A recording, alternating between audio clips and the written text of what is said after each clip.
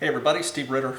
Time for cooking with the Colonel again. So I don't know if this is an episode that would be concocting with the Colonel or experimenting with the Colonel. Probably experimenting today. So we're going to do today. I haven't ever tried this. I've heard about it, but I'm really excited about trying this today. So the Ravishing Mrs. Ritter and I are empty nesters now, as you know. So Isabella's off at college now. Benjamin's off at college. Of course, my two older boys are in the Navy now, flying. Oldest boy now, Nathan, was supposed to come home at the end of September now, and he just got extended again another couple of weeks into October. So just keep him in your thoughts and prayers if you would, and his young family.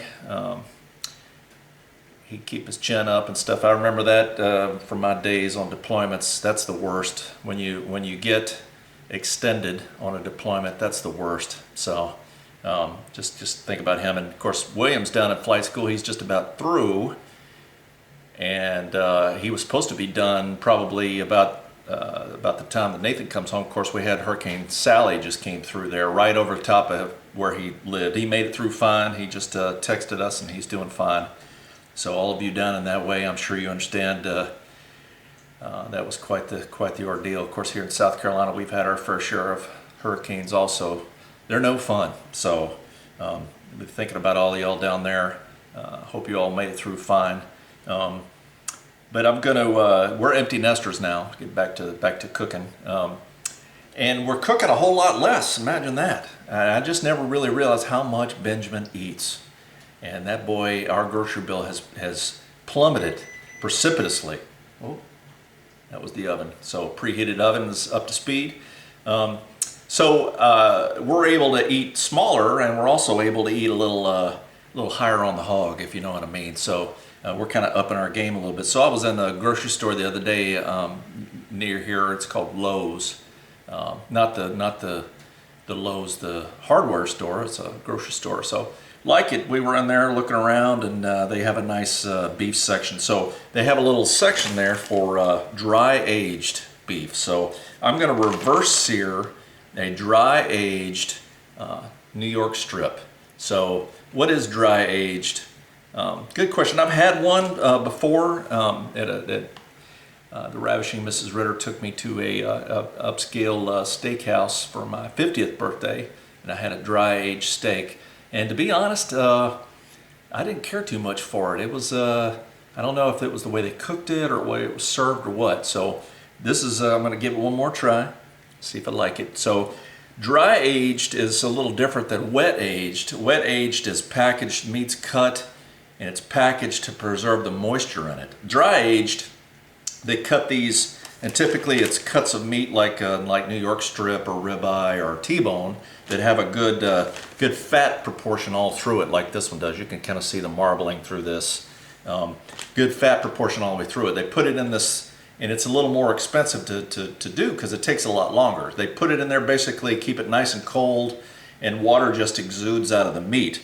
And it intensifies the flavor of the meat, and it also, the enzymes break the meat down. So typically a dry aged cut of meat is a little more tender and a little more flavorful. So we're going to find that out today. So I'm not going to, the only thing I'm going to put on this is salt.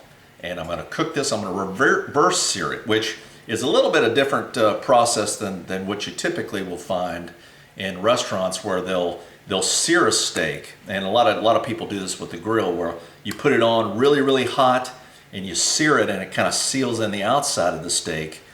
And then they'll put it in the oven to finish it, and it kind of cooks through. Reverse sear is the exact opposite. So I'm going to slow cook this, 250 degrees, this cut of meat, 250 degrees for about 40 to 45 minutes. I've got a meat thermometer here that I'm going to kind of check the inside. I'm looking for about 125 degrees on the inside. It's good, medium rare. And then you take it out of the oven, you let it sit for just a little bit, and then you sear it. And then it's ready to go. So people tout it and say that, well, it's a little, you get a little bit better even cook. You don't get quite the bullseye effect where you have the really dark around and then really, really pink in the middle. It's not quite that way. So I'm going to find out for sure here. But this works better on a thicker cut. So this is about 1.5 inch cut. I had them cut it for me. 1.5 inches. Got some nice marbling, nice fat on it. 1.5 inches. I'm gonna take some, I should have had the salt ready to go. All I'm gonna do is season a little bit I'm gonna coat it with a little bit of oil. Let me adjust the camera here. There we go. I'm gonna put a little bit of oil on here and some salt, and then I'm gonna just put it right in the oven. So I'm just gonna drizzle a little bit of oil on here, kind of rub it in, both sides, and salt. And the thing with good cuts of meat is I don't like to do rubs on real good cuts of meat, because it kind of like to let the good quality meat do the talking for itself. So that's kind of me. So I'm just kind of put some salt on there, lots of good salt. I've got some kosher salt in here, and a good coating of salt around it.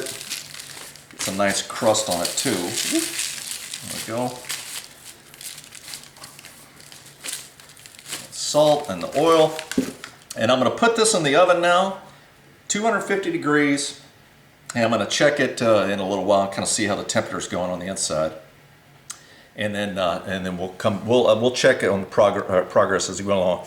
But that's the meat. I'm going to put it in the refrigerator. Or I'm sorry, put it in the oven. It'll take a long time to cook in the refrigerator, won't it? So the plan tonight. So we did this with the Italian meal last week, I guess it was. So this is kind of a two-part. So we're going to have tonight is reverse seared New York strip with dry aged New York strip. And I made some more homemade noodles, which if you check up here, I'll try to put the link and time it right. The link for the homemade noodles. So I made some homemade noodles. Took your advice, a lot of folks. I made myself a little homemade rack. Just put a piece of string across among my linguine noodles over the top. I'm going to let those dry, and then so homemade noodles with a homemade Alfredo sauce. That's the next video, so that'll be the two parts. So I'm going to drop them one, and then the next day I'll drop the other one, and then we'll have that with a little bit of salad. So the Ravishing Mrs. Ritter is in for a special treat tonight. So I'm going to pause here. We'll put this in the oven, get the ball rolling, and we'll be right back. So stand by one. All right, so it's been about 45 minutes. I'm going to pull the steak out and check it, see how it's doing here.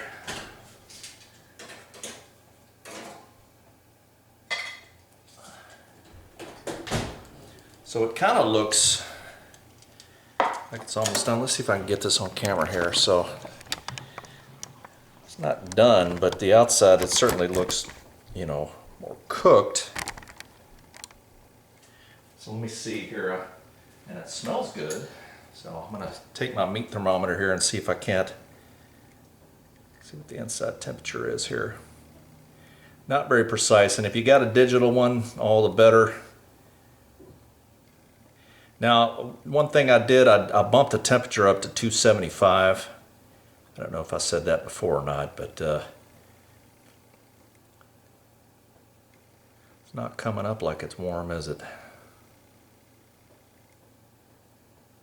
I may put this back in for a little bit longer here. We'll leave this here and see. The big thing, you want to get it up to about 125. That's about medium rare. It's coming up pretty slow. And now it didn't help either that I had, I took it out of the refrigerator. I tried to let it sit out for a little while, but it wasn't up to room temperature. So it not only has to get to an internal temperature of that, it had to overcome the fact that it had been in the refrigerator for a little bit. So I'm probably going to put this back in the oven here for probably another 15 minutes or so. Now it'll cook quick. The last part of the cook is where it really takes off. So I'm thinking about another 15 minutes or so. We'll do this. You can kind of see from the outside here that it's kind of the fat's starting to kind of render off a little bit, which is nice. And again, the dry age, it really takes the water out, so you're left with the fat and the meat. So this will cook quicker. And also, when we put it in here and sear it, you got a nice coat of fat on the top there, not so much water, so it'll work. So I'm going to put this in the oven for another back in for about another 15 minutes or so, and then we'll sear it. All right, so it ended up being 275 for an hour. Obviously, the thicker the cut, the longer you probably need to leave it in there. But again, it's cooking it slow, slowly rendering out. Really, the smells coming off of it are good, and the fat's starting to render off of it. My confidence is low in this temperature thing. I'm going to cover this now for a few minutes, for about 10 minutes. I'm going to tin it in some aluminum foil, and I think it'll continue cooking a little bit, so I think it's going to get it up closer to the temperature I'm looking for. I just can't wait anymore because I got some other things that's going here. So I'm going to tint this here, and then the next step is going to be to sear it. So we'll be right back. Stand by one. All right, we're back. So the steak has been sitting for about 10 minutes. I'm going to go ahead and put this on, and I'm going to do the sear now. So here's the steak. We want to get a nice sear. It's not going to take it long. Get the pan nice and hot. Get it on there good.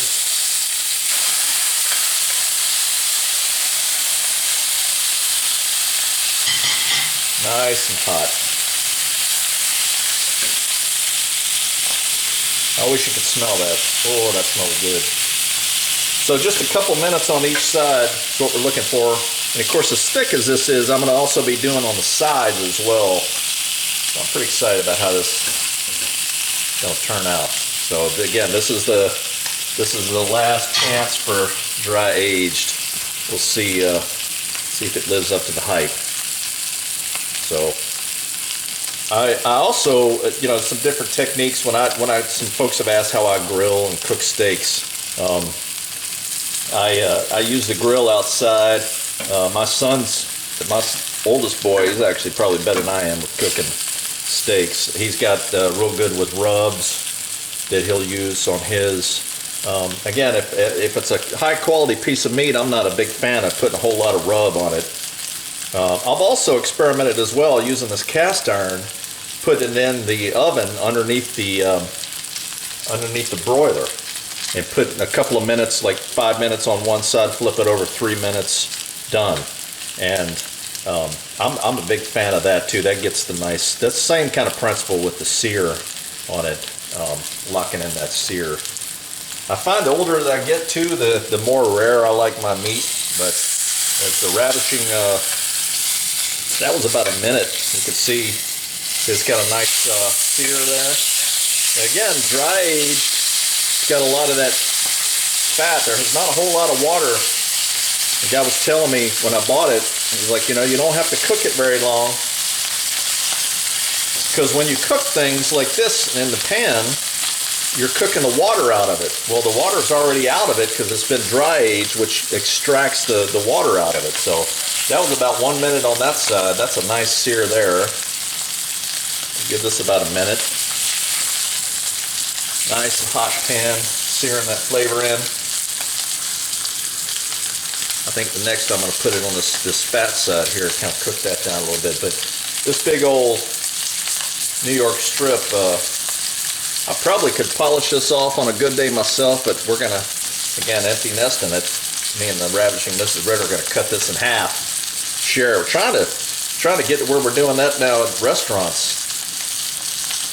We're actually splitting meals, and walking out of a restaurant not just engorged like a big old fat tick. It's kind of a nice feeling. So there's a sear there on that side. I'm going to set it on its side here. And if it won't stay, you can kind of lean it up against the side. This is thick enough; it's balancing out pretty good. It's kind of getting the sear all around.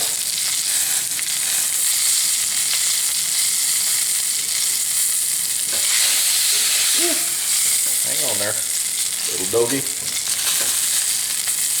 That stampede there. The last stampede.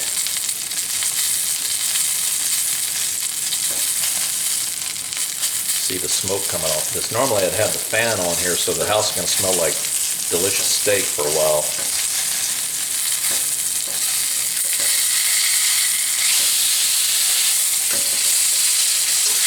Sear this other side here. Got myself some nice big tongs here to really helps out, not being so close to all of this.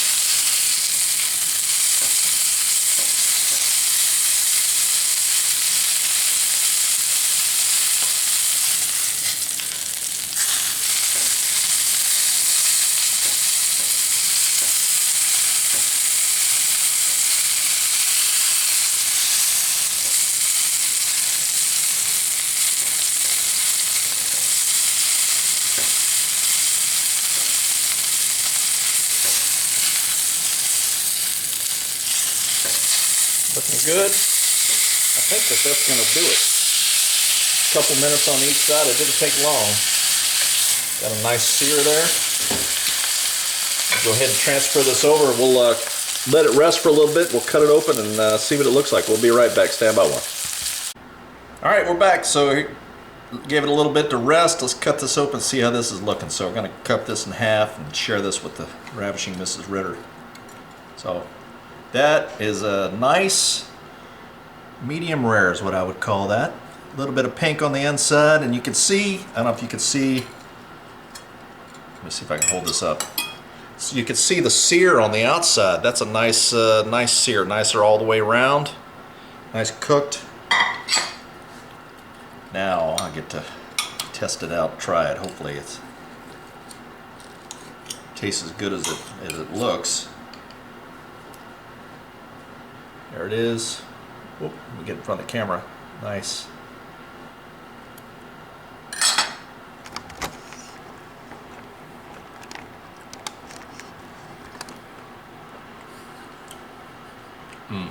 Very nice taste. Very rich. It's better than the one I had at the other restaurant. You always cook better for yourself, you know? So, talking with my mouth full, sorry, it's very rude. Hope you enjoyed it. Don't forget to like and subscribe. Check the directions down below. And this is the Colonel signing off, saying over and out. See you next time.